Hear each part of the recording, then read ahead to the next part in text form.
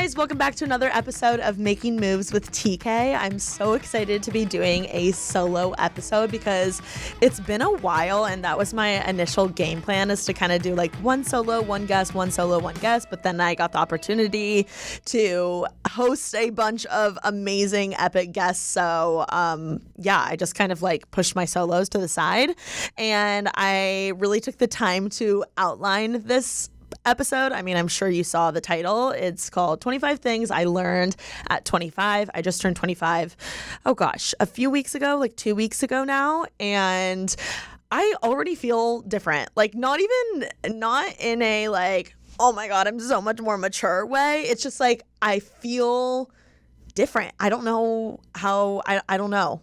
It's just, I feel like this is the first time I've ever turned any age other than 21 that I'm like, whoa, this just feels different.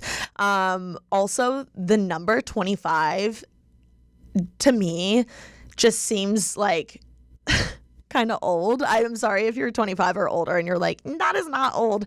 But to me, I'm like, whoa, like quarter life crisis. Here we go. I'm also very excited for 25 because my brain is now fully developed, and my old roommate, Peyton, always said that 25 was the best year of her life. So I'm looking forward to that. And I don't know, I feel like more than ever, I am like ready to put myself first. I'm ready to like say no to things that I don't want to do instead of just because they're convenient. I'm excited to like see where I take myself and my brand, and I don't know, all the things. But yeah, thank you so much for tuning in. Let me know if you like solo episodes at all, because I would be happy to do more. They just take me a little bit more time to outline. It's so weird. You would think I would be like more nervous to have a guest on, but actually I'm like more nervous to talk by myself. I think it's because then I like actually have to like think about what I'm feeling, like go into my like emotions and my feelings. And I don't know, I wanted to like do well in the sense like I want you guys to learn something or be entertained, or maybe take a tip or trick or some piece of something from these episodes. So I definitely do try and put more time and effort towards the outline. So let me know if you like them. Here we go. 25 things I learned at 25. Keep in mind, I've only been 25 for 2 weeks, so there's still a lot to learn this year. Maybe I will do the same episode in a year from now, but let's forking go. Put on your seatbelts, baby. Let's forking go. Also, if you are in your kitchen cleaning right now, if you are on the treadmill doing your 12-3-30, Lauren Giraldo shout out right now. If you're just sitting on the couch about to go to bed, whatever the case is, turn it up a notch, because I'm going to give you some good tips and tricks of what I learned in these 25 years. I can't even believe I'm 25. Like, what the fork? In my head, I like feel 21 just because I feel like I entered this like industry kind of when I was 21. I mean, I moved to LA when I was a week after I turned 18, but like I actually started like working in this world at 21. So in my head, I like feel like I'm still 21. It's crazy. I definitely don't feel 25, but whatever. Here we go. Okay. First thing, number one that first came to my mind is JOMO, which is the joy of missing out. As you know, if you've been a consistent listener to Making Moves, I talked about in the beginning of this year in my like New Year's resolutions, I was saying how I really wanted to get better at saying no and like not having FOMO to things. So I feel like, it's been 6 months now, and I feel like I have been absolutely killing the not having FOMO. Like, where I once was with FOMO versus where I am now, I am so proud of my progress. I feel like I literally, you guys, used to not be satisfied or happy no matter what I chose. So whether it was me going out or me staying in, like I was not happy either way, because when I would go out, I'd be like, oh, I should have stayed home. I should have got my video up. I should have just rested. This isn't that fun. Like I would put so much pressure on the night. And then if I stayed in, I would be like lurking on my friends, like Instagram stories, Snap stories, whatever it is. Like it pained me watching the stories, because I would be like, oh my God, like they're having so much fun without me. I'm not even like being that productive right now. I'm not even fully resting. Like I'm half-assing this edit or like whatever I would be doing, normally editing. And I don't know. I feel like I just was never like relaxed or satisfied with my decision. So I really like JOMO is like a huge thing in my life now, and I want to teach y'all to enjoy it. And like, I don't know, these are the tips and tricks I've learned in regards to JOMO, which is the joy of missing out now, because that's how I look at it. First of all, this is like all stuff you've heard before, but I just need to reiterate, nothing is as fun as it seems on social media. Specifically on nights out, like when people are quote unquote partying. I'm sorry. Anytime I'm posting in real time at a party, I am not having that much fun. You know why? Because first of all, I'm not that drunk because I'm on my phone, like posting. Second of all, again, what I just said, I'm on my phone posting. Like, trust me, the most fun nights I've ever had in my entire life, like I am locked into the night. Like I'm not on my phone. I'm not getting content. I completely forget about the fact that I can even like take photos, get content, do a TikTok, like whatever the case is. Like if I'm having a great night, that's normally means I am like fully zoned into my friends, the hot boy I have a crush on, like whatever it is. And that means it was a good ass night. The nights where I'm posting in real time, like at 1 a.m., 2 a.m., 3 a.m., midnight, like that means I'm not having that much fun because believe it or not, putting a story up, like when you're an influencer, takes time. Like I know you guys are like, LOL, it's just a story frame, like whatever. But like, for me, I want to like make it funny, add funny music, or like put funny text or put aesthetic text, like whatever I'm feeling. Tagging people, like that takes time and effort, and I need to be like fully in the zone. It needs to have my full attention when I'm storying or like, you know, posting a TikTok. Don't even get me started on TikTok. Like TikTok, if someone is making a TikTok while they're out, like listening to the sound, editing it, making sure it's on the right beat, like doing the lip sync, doing it again because you didn't get it right the first time. Like, I'm sorry, if people are doing that, yes, that is fun. Yes, that is fun to do with your friends. I do it all the time. But like, keep in mind, like if people are doing that, like that's the most fun thing that they're doing. Does that make sense? Like the rest of the night or the bar or whatever, wherever they're at is not that fun because they're making a TikTok instead of like actually enjoying the present moment. Does that make sense? So I always try and remember that now. And I feel like what truly made me believe that people weren't having that fun when they were posting their like stories and shit is I started realizing, or I started recognizing it myself when I would go out and I was like really good at posting or really good at getting content or like I got great photos. I realized like, damn, like the night was like low-key not that fun. Like of course it was fun. It's fun to take pictures with your friends. Of course, like I like getting my content for the gram or whatever it is, but in the present time, like it wasn't that fun. But I made the most out of it by like getting photos and stuff. Does that make sense? I feel like part of this is confusing to people that like don't give a fork about taking photos. I just like the way I see taking photos or getting content. Sometimes I'm like, okay, well, if all else fails, at least I'll get stuff for my job. Does that make sense? Some of y'all are probably like, what the fork is she talking about? But one other thing I kind of live by in regards to this is if it's not a fork, yes, it's a fork, no. So when someone now asks me to hang out, they're like, hey, do you want to come to this party on the West Side on Saturday? Like if it's not a fork yes, my answer like immediately, then in my head, it's a fork no. Like if I'm dilly-dallying about like whether I should do that or whether I should stay home, like if it's not a fork yes, it's a fork no.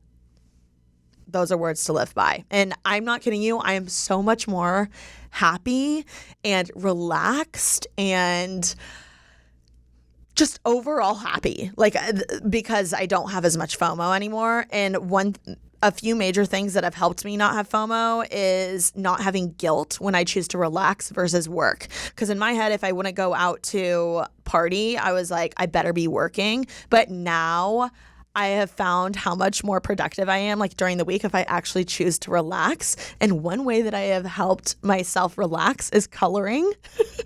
You guys are probably laughing right now, but like dead ass. I ordered so many fun like adult coloring books from Amazon. They're so cheap. I've linked them on my Instagram story, so definitely look at like my highlights on my Instagram. It's at TK's Juicy Pulls.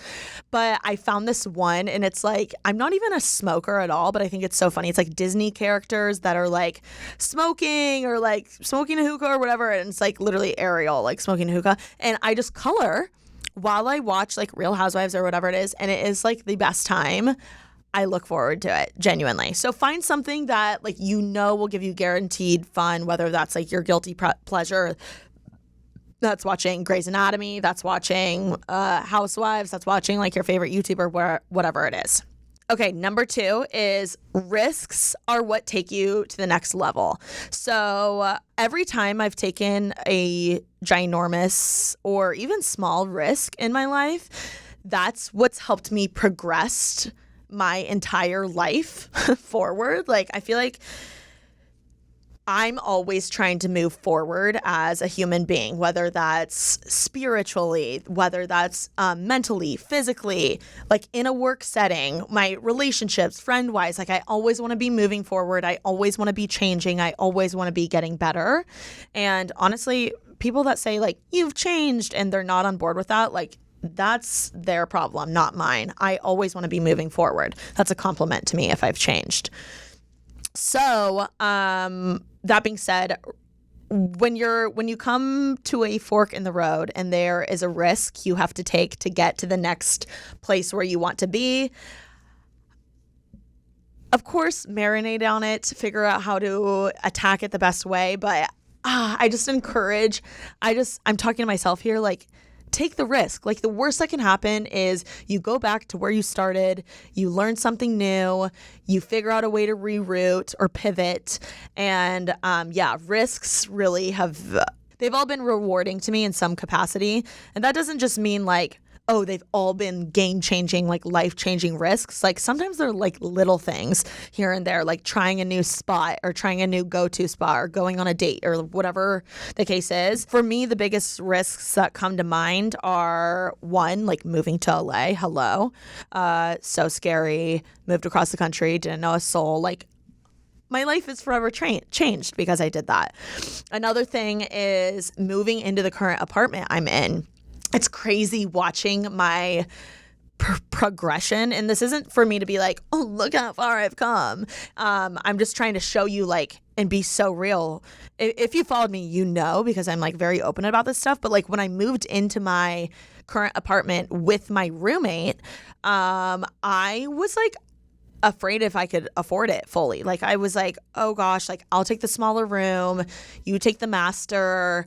Can I fully afford this? I'm nervous. Like, I wasn't even making really great money on YouTube yet. I had just started. I was really nervous, like, genuinely. And I'm so glad I took the risk of like leveling up my life and like moving into my dream apartment, because I mean, y'all know, like, I feel like moving into the apartment itself like has become a part of my brand. Like, people love the city, like, skyline in the background, in the back of my videos, like the couch. Even taking this as small of a risk as getting that weird ass couch that I have. Like, I did not want that couch to begin with. I wanted like a dupe for the Restoration Cloud couch, and my roommate at the time, Peyton, was like, no, I feel like this one's cool and funky, like we should get this. I was like, oh, that's so weird, I don't know if I love that. And I'm so glad that I even took that risk, because look at how much like my brand is that couch now, and like how much of a wow factor it brings to like me and my apartment. And it makes me so happy. Like, I've never been more happy in a home setting. Like, I'm absolutely obsessed with my apartment. It makes me so happy, and it's worth every penny to me. One thing that I love about risks too is the saying, necessity is the mother of invention. My mom taught me this. So I use this phrase all the time in life. This is literally what I thought of when I took the risk of moving into the apartment by myself and paying not only like my side of the rent, but now paying my roommate's half of the rent because she was moving out. I was like, you know what? Necessity is the mother of invention. And what that means is, fork, if I have to pay rent, I'm going to figure it out. And sure enough, I did, which is crazy. Like there was a time where I was like, there's no way I'll be able to do that. Now I'm like, this is crazy. This is like my regular scheduled programming. Like at the top of the month, I'm like ready to go because I made it work. I uploaded way more. I like took on more deals, like whatever you have to do most of the time, you'll figure it out. And it's really rewarding because I feel like I've built a trust with myself being like, whoa, if I can do that, I can do this. And it just like motivates me. And I've built a lot of trust within myself, like, necessity is the mother of invention, and I made it work. So yeah, even that, I'm trying to think of, there's multiple risks I've taken, small to big. Those are some big ones as examples. But yeah, take the risk, try it, rip off the Band-Aid. The worst that can happen is you end up being where you are right now and not moving forward. But at the end of the day, you'll move forward in a different direction, whether that's the one you chose or expected or a different route. Thanks so much to Chime for sponsoring this episode of Making Moves. Is the piece of plastic in your wallet doing enough for you? Because with the secured Chime Credit Builder Visa credit card, you can start building credit with everyday purchases and on-time payments. You see, with Credit Builder, members can increase their credit history with no annual fees or interests. And having a good credit score can mean getting better car loan rates or renting apartments easier, or just bragging rights around the dinner table. So continue your credit journey with Chime. Sign up only takes 2 minutes and doesn't affect your credit score. Get started at chime.com/TK. That's chime.com/TK. The Chime Credit Builder Visa credit card is issued by Stride Bank, N.A., pursuant to a license from Visa USA, Chime checking account, and $200 qualifying direct deposit required to apply for the secured Chime Credit Builder Visa credit card. Regular on-time payment history can have a positive impact on your credit score. Impact to score may vary, and some users' scores may not improve. Number 3 is, y'all have heard it, but if you think you're beaten, you are. This is a quote from my dad. Well, it's a quote from someone. It's like, the whole quotes. If you think you're beaten, you are. If you think you dare not, you don't. If you like to win but don't think you can, it's almost a cinch you won't. So essentially, it's like goes on and on, but it's all about the state of mind. Like life is all in the state of mind. Like really, truly think about it. If you think you are beaten, you are. And I think that's so true. I use it, I'm not kidding you, for everything in life. Like I'm always constantly telling Alicia, I'm telling Ashley, I'm telling my friends, I'm telling my family. When you are in a situation, even today, I was like on my way here, really stressed out. I was like anxious about something else. And I was worried about being focused on this podcast. And I was like, you know what? Let's take a minute. If you think you're beaten, you are. Like, come on. I think of it all the time too when I'm working out. Like I'll be like, just run one more mile. Like people always say running is like in the state of mind, or it's like a mental game. I'm like, just run one more mile. Like if you think you can, you'll be able to. So yeah, that's number 3. Number 4 is every man is for themselves. I feel like this one kind of surprised me because I am such a like team player type of girly. Like I love bouncing off ideas with other people. I love working together as a unit. I'm so big on like relationships with my family, my friends, my coworkers, whatever the case is. But one thing LA in particular has really taught me is every man is for themselves.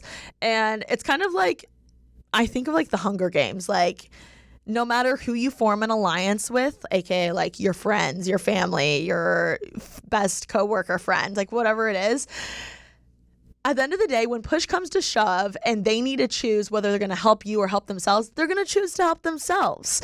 So I think like reminding myself that is always helpful for me in the long run and makes me like less upset when people don't show up for me or help me in a way I expected. Like, I just try and remember, like, at the end of the day, every man is for themselves. They have their own shit going on. You know, maybe they just found out one of their family members passed away and I have no idea or whatever. I know that's extreme, but like, shit happens. That's happened to me before and no one's known. And I just was like doing my life, and I needed to stay in, and that's why I stayed in instead of just telling you I just canceled because I wanted to work. Like, there's so many times where you just have no idea what's going on, and people are just trying to figure it out for themselves. So don't take things too personally. And of course, it's like very rewarding and awesome knowing you can rely on people or that they have your back. But I think it's even more rewarding when you know, like, if you were to lose everyone tomorrow, you would still be okay because you have yourself. So I try and remember that too, and that way, like, when people do disappoint me, because it's inevitable, I'm fine. I'm okay. Even like prime examples, like my parents getting divorced. Like I was like reliant so much on them as a unit and like as a partnership. And I like was so let down that they got divorced. I know some people are probably going to be like, it's not that big of a deal. To me, it was. And knowing that I could like rely on myself. Like, there was a while where I just like couldn't even talk to my parents because I was so mad at them. And knowing, like, going through that and knowing that I could rely on myself and figure life out on my own was really rewarding, even though at the same time it kind of sucked because they divorced me. But whatever. Okay, number 5 is men are scared. And this isn't just to be like, oh, men are so intimidated by me, because I'm kind of like, not that I'm over saying that. I just feel like that's another podcast. That's another time. That's another topic for another podcast. But men are scared in the sense that this is something I've learned from my brother and like my guy friends, is the last thing guys want to seem is like weird or creepy. So first of all, tip, if you want to make a guy feel like shit, just tell him he's weird, because guys would literally rather be called the biggest douchebag ever than be called weird. It's so funny. Like, the last thing they want to be on earth is weird, and if you just call them weird, that'll like freak them out. Like, if someone ghosts you and then they hit you up again, which that has happened to me, don't be like, I feel like in the past I normally like would call them out and be like, I thought it was really rude of you. Like, I don't fork with guys like that, yada, yada. Now I'm like, oh, no biggie. I just thought it was weird. That like triggers them. They're like, oh my God, I'm so sorry. Like, I didn't mean to be weird. So that's like one thing. Peyton taught me that, my old roommate. Just call them weird. Like, they're so scared of the word weird. But the other thing is they're scared because they don't want to seem creepy. I feel like, unfortunately, in this world, like, we deal with so many creepy men, and like, guys like my brother know that, and they don't, and he hears me talk about it like, oh my gosh, this guy was so creepy and he like freaked me out, yada yada. So now he like takes, knowing that when he approaches girls, he's not as like forward as like I, as a girl, would want a guy to be, because he doesn't want to seem creepy. So I don't know. Anytime I'm interested in a guy, I don't overthink, like, why isn't he talking to me too much? Or like, if he wanted to, he would too much. Like, just go up and start the conversation. Like, maybe he really wanted to talk to you. He was just like a little scared and didn't want to seem creepy. It's worked for me. Also, there's been so many times where like I knew a guy had a crush on me and I had a crush on them, but I felt like, again, they were just a little bit scared, maybe a little bit intimidated. I don't know what the case was, but I remember one guy, I was like, can I tell you a secret? He was like, sure. And I was like, you know, I have a crush on you, right? And then as soon as I said that, it was like, light bulb went off in his head, and he like started making moves. He started asking me on dates. He like the snowball effect, like shit started to happen as soon as I told him that. I feel like he was just a little scared. I don't know why. Maybe this is just the guys I'm talking to, but yeah, that's something I try to remember. Like, don't be afraid to just go up and at least open up the can of worms, you know, or like, don't be afraid to just get it started. Like, you don't have to like end up asking them out, but like, you know, throw them a bone, start talking to them, make it easy for them to ask you out, if that makes sense. I feel like most of the time, like, we're taught as girls, like, you know, go dance on the dance floor and never make eye contact and they should walk up to you. Like, I feel like that's a lot to ask for. Like, imagine being the guy. Like, I would be terrified.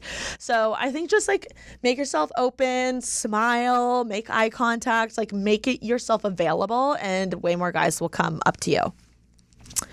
And be less scared to like ask you out. Okay, number 6 is expectations are the resentments in the making.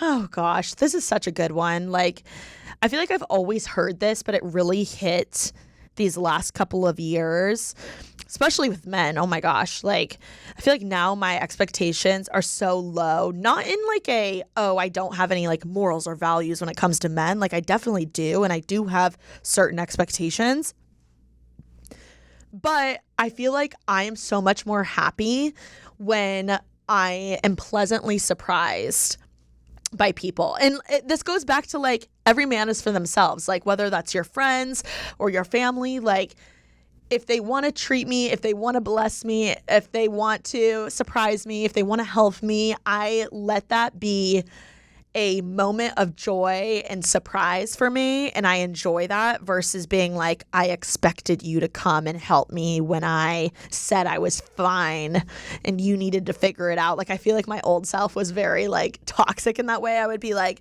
my like ex-boyfriend, I would be like, I'm fine, and then like expect him to show up and he was like, but you said you were fine.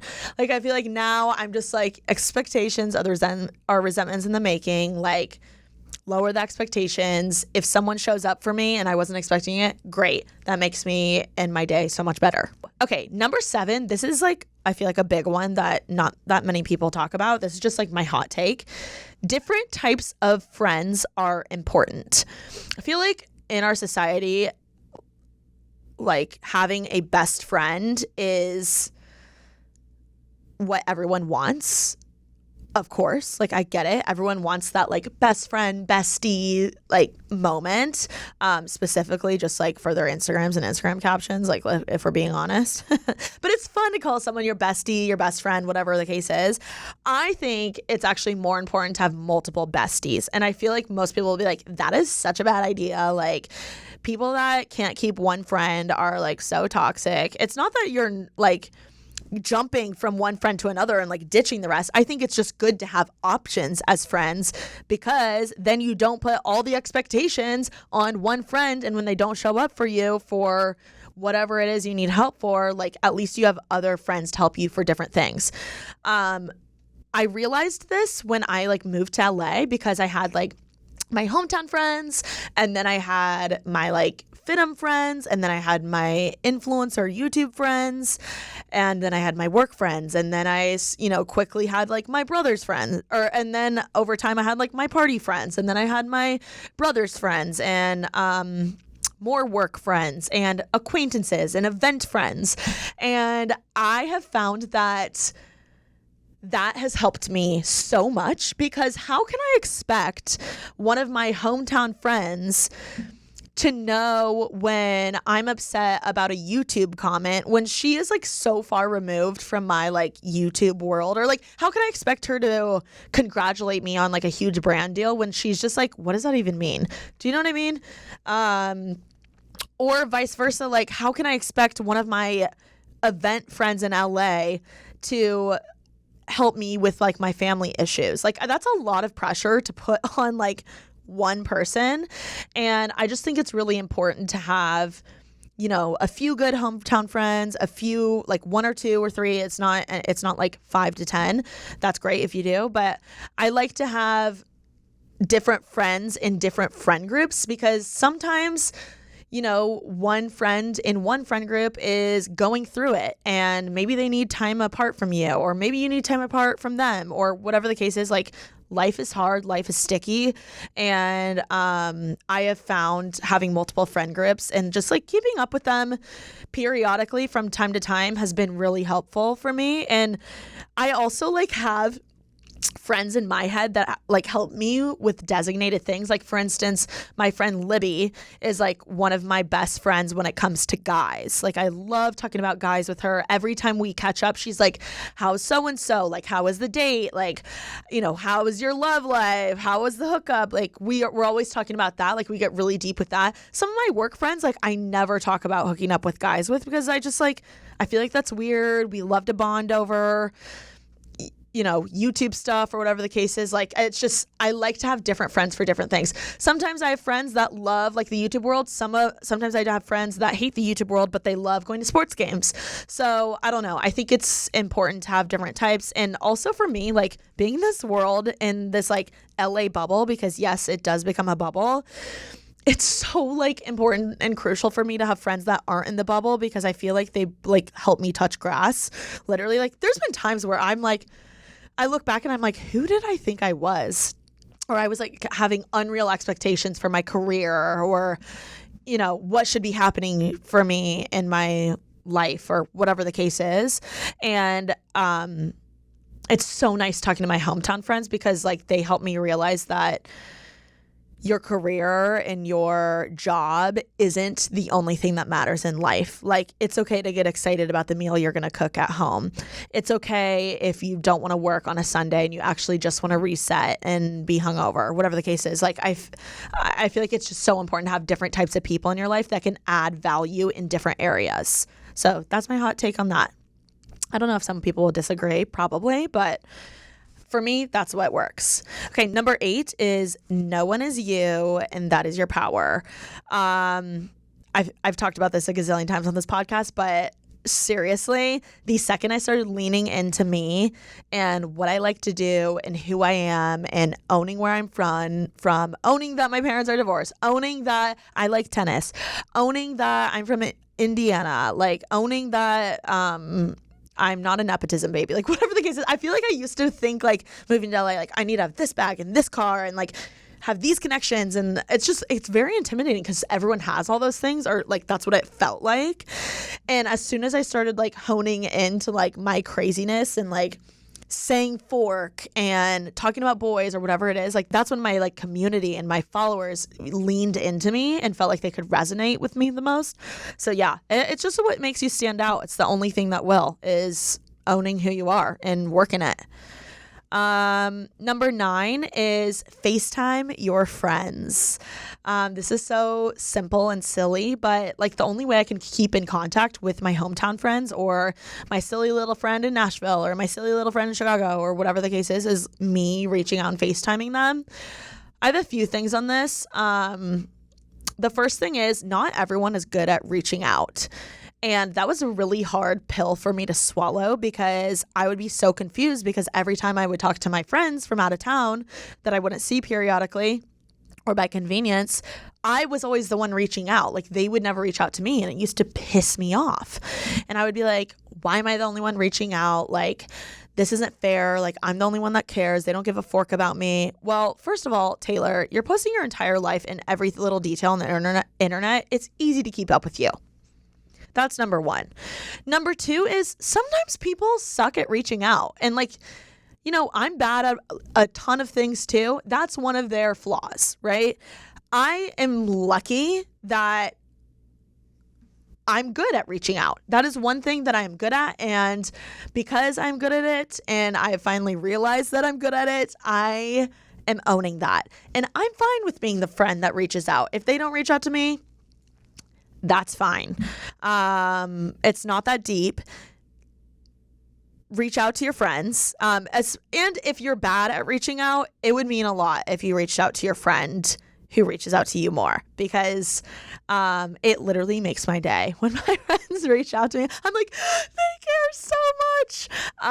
And I get it. Like, everyone's busy, but we all have like time in passing, whether it's like you're jumping on the train, you're going for a quick walk, you're taking your dog out, you're cleaning the dishes, whatever the case is. Like, you always can make a little time. I like to FaceTime your friends or call them. I call mine all the time when I'm in the car, when I'm cleaning, when I'm going on walks, like all the things I just said.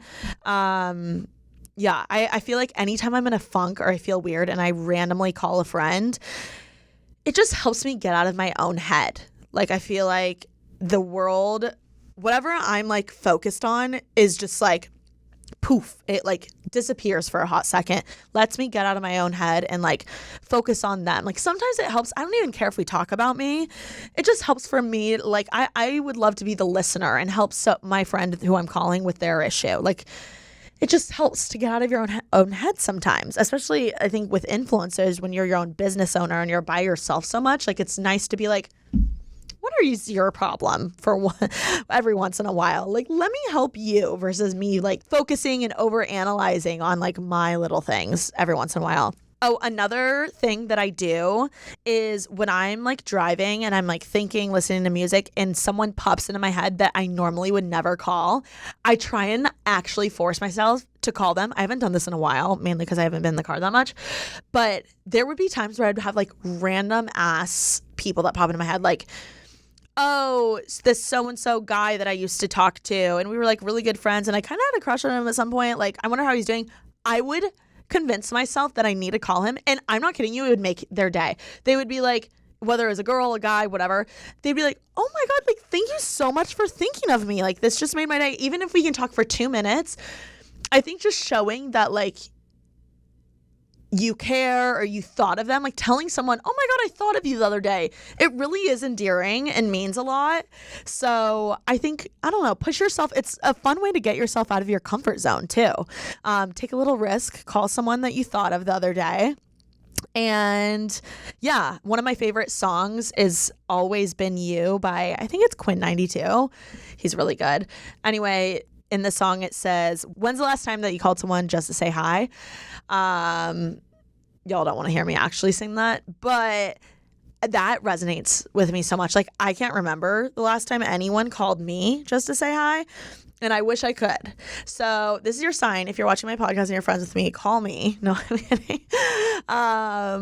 But you would seriously make someone's day if you would just call someone randomly just to say hi with no like ulterior motive.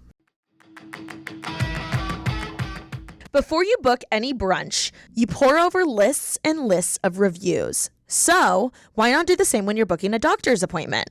With ZocDoc, you can see real, verified patient reviews to help find the right doctor in your network and in your neighborhood. After all, finding the right doctor is just as, if not more, important than finding the right plate of Eggs Benedict. Y'all know I go bananas looking at photos of food before I go to a restaurant. Like, start using ZocDoc when you're finding your doctors. It seriously makes the biggest difference, especially if you're like me and moved to a new city.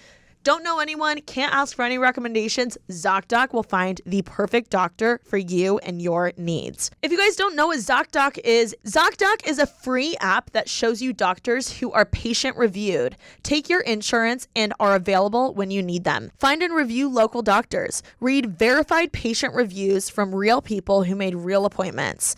Now, when you walk into that doctor's office, you are all set to see someone in your network who just gets you. Go to ZocDoc.com, find the doctor that is right for you, and book an appointment in person or remotely that works for your schedule. Every month, millions of people use ZocDoc, and I'm one of them. It's my go-to whenever I need to find and book a quality doctor. Go to ZocDoc.com/moves and download the ZocDoc app for free. Then start your search for a top-rated doctor today. Many are available within 24 hours. That's ZocDoc.com/moves. ZocDoc.com/moves. ZocDoc.com/moves. Thank you so much to ZocDoc for sponsoring this episode of Making Moves. Number 10 is communication is key. I feel like it's so easy. I used to be one of those people where I was like, you know what, this isn't even worth bringing up. I'm just going to shove it under the rug, like grind through. And as I've gotten older, I've realized that having those little tough conversations along the way are what truly form a beautiful relationship with someone, whether it's a partner or a friend or a coworker. It's really important to be straight up, and I think it's like you owe it to yourself to be like, hey, that kind of bothered me when you did that. I'm totally cool with it now. I just wanted to let you know because I don't know. It happened again recently and it bothered me again, and I don't want to build up resentment. I think if you just tell your friends that or be straight up with them and having little conversations along the way. It'll help you so much in the long run. A tip when it comes to that is Brené Brown, genius. When it comes to a hard or tough conversation, she has this trick where she'll say, the story I'm telling myself is, and then proceed with her statement. So recently I'm planning a trip to Europe, and I really wanted my brother to come with me, and he was like being kind of iffy and driving me nuts essentially about whether he was going to go or not. And in my head, I was like, you're being lazy. Like, you need to make a plan. You're wasting my time. I could have asked someone else by now, yada, yada. But really he was going back and forth because he was like, can I take off work? And, figuring out his own shit.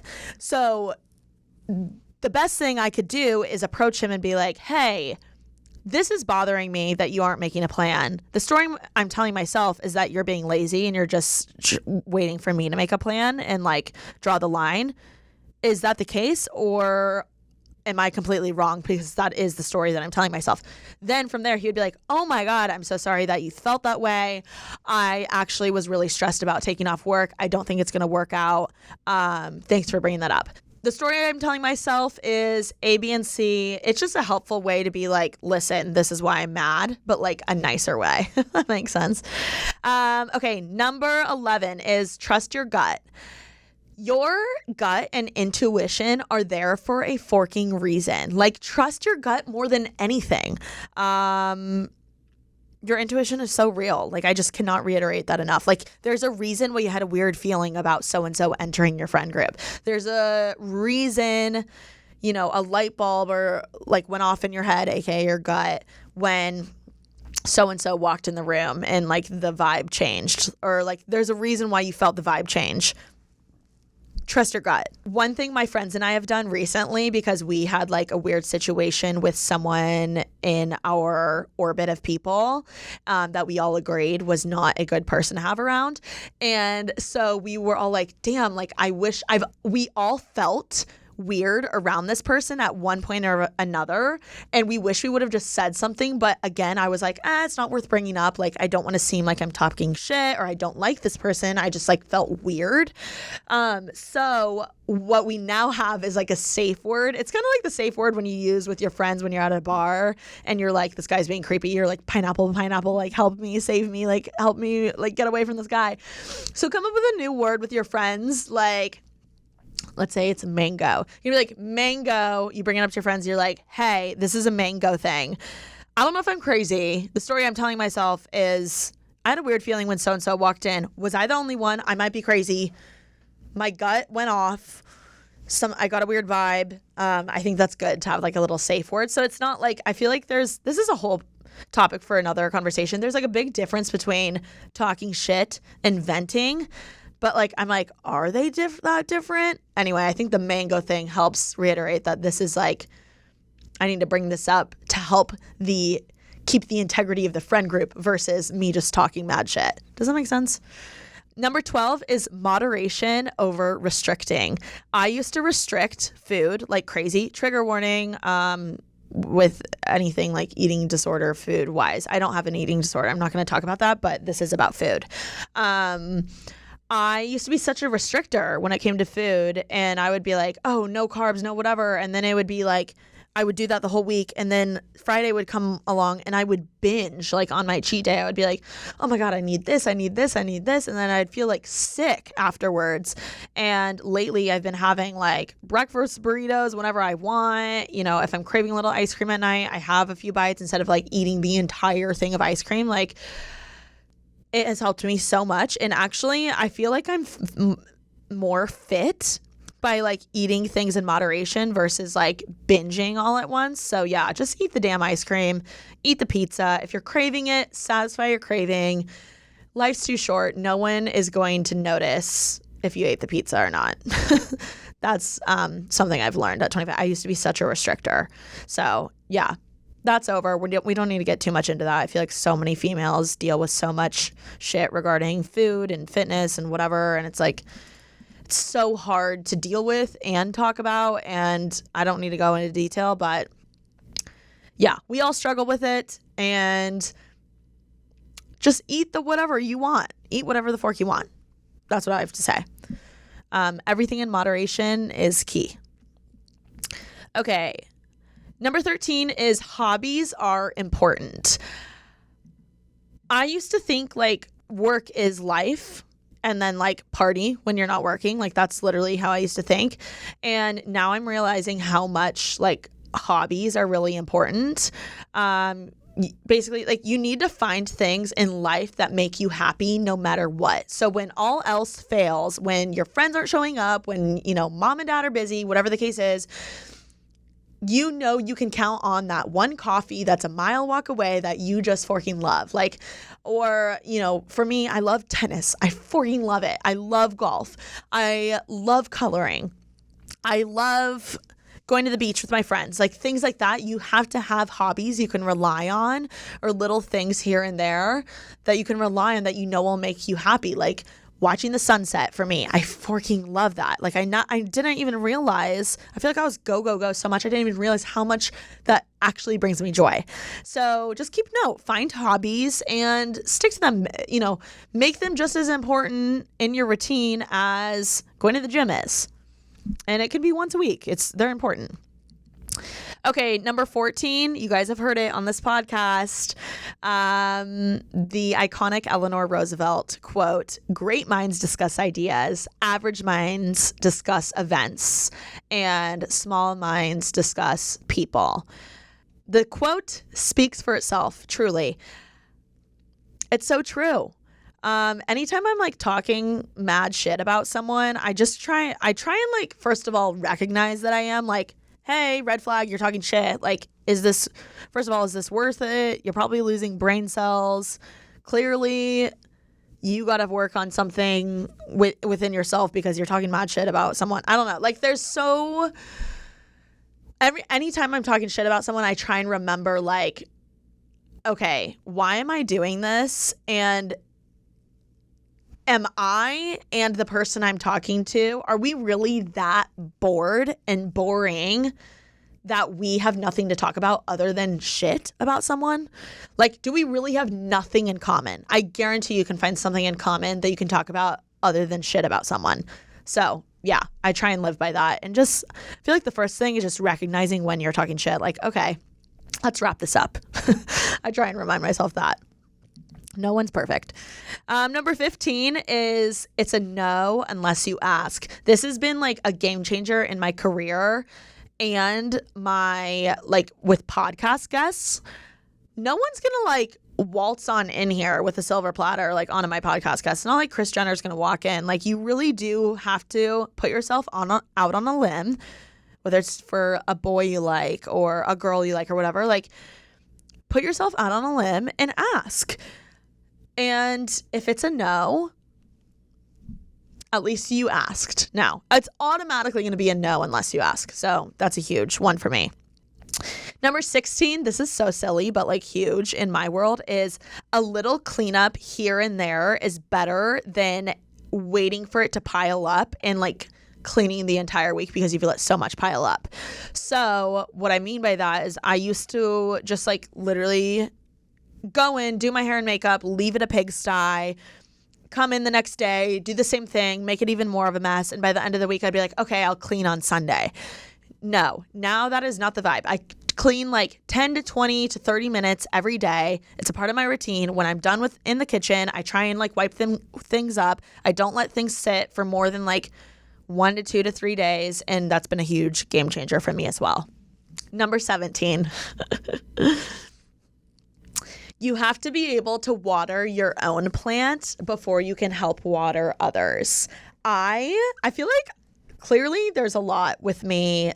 I struggle with putting myself first, like really, which is crazy because I don't know. I didn't think I was so bad at that, but I really will. Like, I'll go out on a limb, like when I don't have to help others, or you know, show off to others, or validate other feel. Like, I just do everything I possibly can to like make other people happy.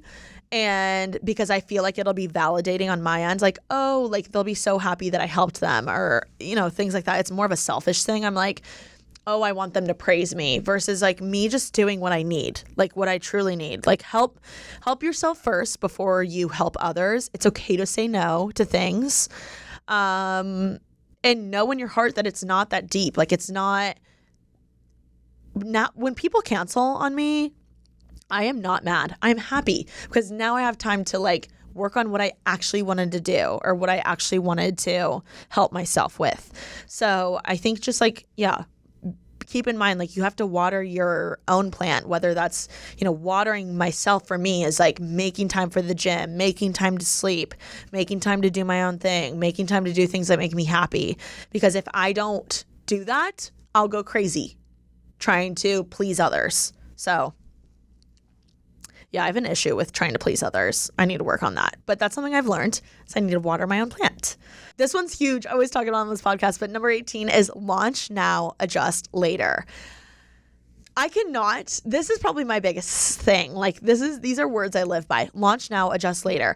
If you're waiting to start the business you've always wanted to, if you're waiting to move to the city you've always wanted to, if you're waiting for the right moment to kiss the boy you like, if you're waiting for whatever the fork it is, there's never going to be a good time. There's never going to be a good time for you to go to Europe. There's never going to be a good time for you to start tennis lessons. Like it's never going to get easier. You're just going to get more busy. Life's going to get harder. So there's never going to be a good time. Launch whatever the fork you want to now. And it's not going to be perfect. It'll probably be the worst it'll ever be. Launch now and adjust it along the way. You should look back at your project or whatever you're trying to start. Let's say it's a YouTube channel. You should look back at your YouTube channel in a year and be like, oh my God, I'm so embarrassed. My first video is so bad. That's good. That means you've moved on. You've progressed. You've learned how to, film a little better. You've learned how to be a little bit more comfortable in front of the camera. You've learned how to make your thumbnails better and brighter and more poppy, and you've gotten more views, whatever the case is. It'll get better. Just launch now and adjust it later. The hardest part is launching. I wish I would have launched like half the things that I waited for way earlier than what I did. So this is your sign. Launch now, adjust later. Don't wait. No one is going to do it for you. Just do it. Okay, number 19 is delegate what you're bad at. So for me, for so long, it was like a pride thing when it came to editing. I was like, no, but I'm good at editing. And like, I don't want to be one of those YouTubers that like gives away my work. Like only bad YouTubers do that. Like that's literally what I thought in my head. It was like a pride thing. And the second I delegated and like hired Julia to help me with editing, it is for my mental sanity. Like first of all, I'm so much better of a YouTuber now. I can actually do the fun editing that I want instead of like the rough cutting and, the shit I don't need to be there for or I don't need to be doing. I much rather would delegate it. I work my ass off. I can afford her and delegate it. Delegate what you're bad at because now I can hone in on what I'm good at. Absolutely kill that and hire someone that's better than me to accomplish what I was kind of bad at. Does that make sense? Delegate what you're bad at. It's worth it. It's worth the money too. Number 20 is be kind to everyone. This is such a silly one, but it's like so true. Even like, I think what I mean by this is not, yes, of course, the assistants, the interns, the nobodies always end up becoming a somebody. And how convenient that you were nice to them. Of course, everyone knows that, right? That's the one, like, if we're talking business wise, yes, be nice for that reason. But I'm talking be kind to everyone without expecting anything in return ever. And it'll just make your life better. Like when I say at the end of this podcast, I'm like, make someone's day, like actually try to make someone's day, because not only does it make their life better and their day better, but it makes me happy helping someone else. Like it's weird.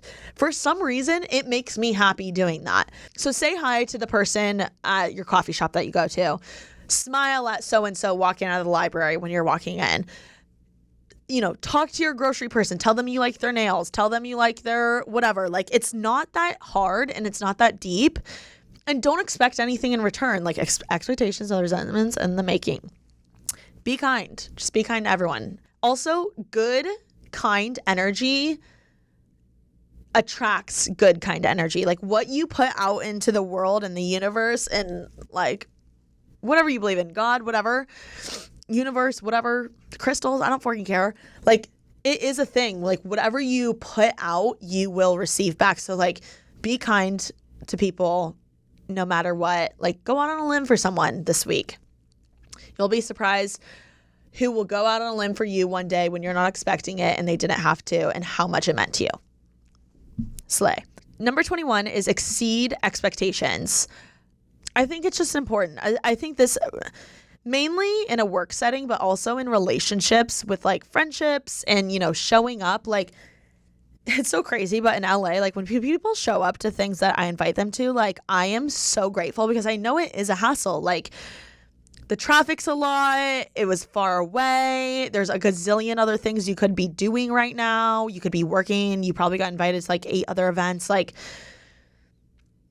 showing up, not only showing up means so much, but also like going the extra mile to, you know, bring a hostess gift, or that's not really a good example. Like in a work setting, like just do more than you have to. Because again, like karma is real. Like when you go the extra mile and you give, like that'll come back to you in some capacity. The other thing with exceeding expectations is people expect you to show up to work and do your job. What they don't expect you to do is go the extra mile, do what you don't have to do, give them multiple options, even though they asked for one.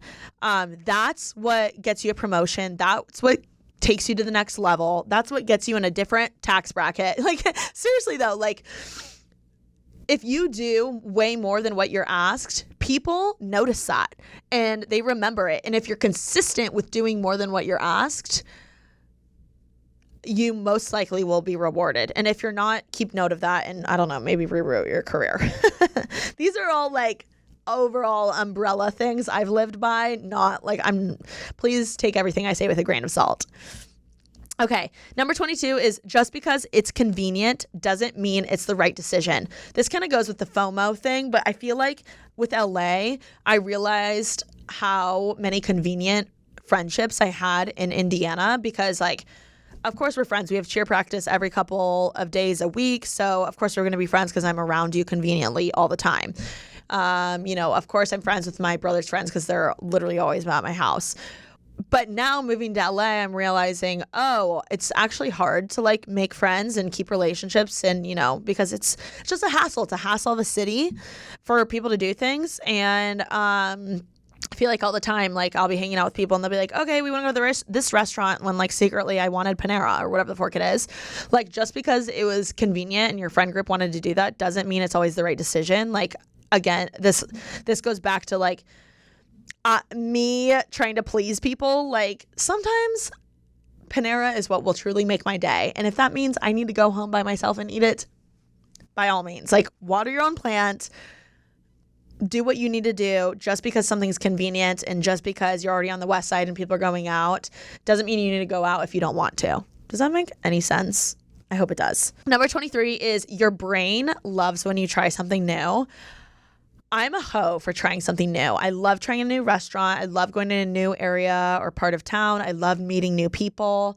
It seriously does like intellectually stimulate you. And of course it's nice to have a routine, but I think doing little things here and there that are new and small, tiny risks are what help you take the bigger risks down the road, which ultimately help you level up your entire life. So start small and try something new.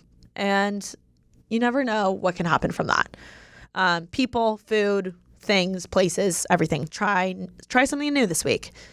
Okay. Number 24 is everyone loves to give a good recommendation.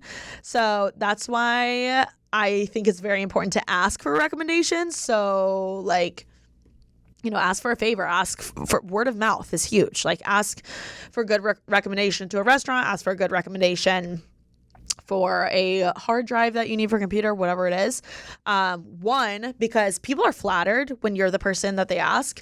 Like when someone comes to me and they're like, hey, TK, I want to hire someone for my team and I trust you, who do you recommend? Like, that means a lot to me because I'm like, wow, they trust me to like find someone for them to hire full time and them to pay. Like, that means a lot to me. So don't be afraid to ask for recommendations, but also simultaneously don't be afraid to give good recommendations. And yeah, I just think that's like a fun little thing I've learned along the way. And also, most of the time, recommendations or places people say you should go or try are always going to be good, because the last thing they want to do is give a bad recommendation of where you go.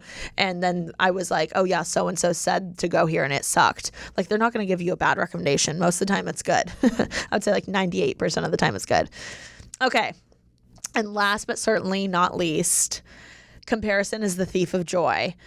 I mean, hello, 25-year-old girl. Like, I feel like all we do is compare on social media, and I'm literally on social media as my job. Yeah, comparison is the thief of joy is so true. You know, someone's chapter 1 might be my chapter 8, or their chapter 10 might be my chapter 1. Don't compare your story and your roadmap to anyone else, because you are you for a reason, and you are unique, and that's what makes you special, is that you're on a different path than so-and-so, even your best friends, even people in your orbit. Like, when so-and-so gets a really big career opportunity and it hasn't happened to me yet, or nothing remotely close has happened to me yet, or so-and-so, you know, is in a really great, awesome, lovey-dovey, sexy relationship, and I'm not even close to that. I'm like literally like swiping still. Like, they're in their peak season, and for some reason, and maybe I'm in my peak season in a different area of life, and that's just something I try to remember. So yeah, a lot of those I feel like are overall umbrella statements and words to live by. They've helped me along the way, and trying to remember those like little nuggets of gold when you're going through it sometimes are the main things that help you get through a hard season or, you know, hard moment. And I don't know, I know some of them are cheesy, but they really have helped me. And those are, I guess, are the 25 things that I've learned at 25. And I'm really excited for what this year has in store. I feel like it's going to be a really big transformative year, and I'm really nervous. I'm really scared, but I'm really excited because change is good. And for some reason, I don't know, when I turned 25, I was like, whoa, this just feels different. I don't know what's happening or what's going to happen, but I'm excited. And I will be sharing and documenting everything I learn along the way. So definitely subscribe to my YouTube channel. You can just search Taylor King on YouTube, and follow me on Instagram and TikTok at TK's Juicy Polls. And let me know if you guys like these types of podcasts. I would love to do more. Comment down below any topics or title ideas or podcasts you would like me to do in the near future, because I love reading your guys' comments and you guys have the best ideas. So thank you so much. Thank you for an amazing, you know, past couple of years that I've shared my life on the internet, and wouldn't be here without you all. So thank you from the bottom of my heart. It means the world, and I'm so excited to see what 25 will bring. So be sure to make someone's day this week, and rate and review, comments, live, love, love. I love y'all. Peace.